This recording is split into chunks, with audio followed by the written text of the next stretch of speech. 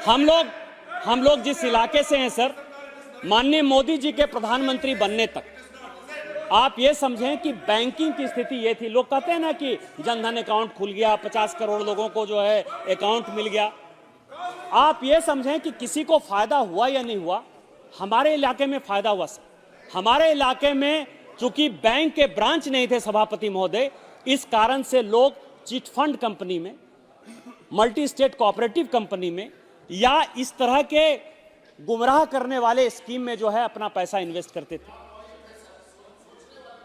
और यही कारण है कि बंगाल का, बिहार का, झारखंड का जो है बहुत ज्यादा डेवलपमेंट नहीं हुआ, क्योंकि एक तो कैश डिपॉजिट रेशियो में सर जो हम लोगों का कैश जमा होता है तो उसमें जो हम लोगों का क्रेडिट और डिपॉजिट का रेशियो है, दोनों में बहुत फर्क है सर। आज भी वो 30% 35% से ऊपर नहीं आ पाया। बंगाल में शारदा चिट फंड का एक बड़ा काम हुआ सर। मैंने आपको कहा ना कि ये सभी एक साथ इकट्ठा क्यों हो गए, और उसमें जब रेड हो रहा है सर, बंगाल में रेड हो रहा है, तो किसी मंत्री के यहां 50 करोड़, किसी के यहां 40 करोड़, किसी के यहां 20 करोड़ कैश पकड़ा रहा है सर। ये देख, बंगाल की मैं बात कर रहा हूं।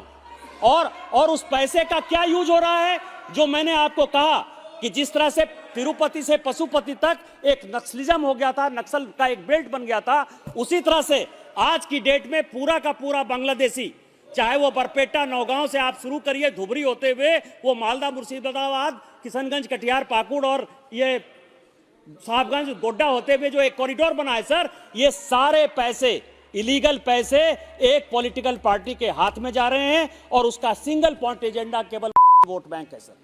यही व्हाइट पेपर है। यही इस देश को बताने की आवश्यकता है कि इस तरह के जो इलीगल, इलिसिट मनी है उसका क्या उपयोग हो रहा है।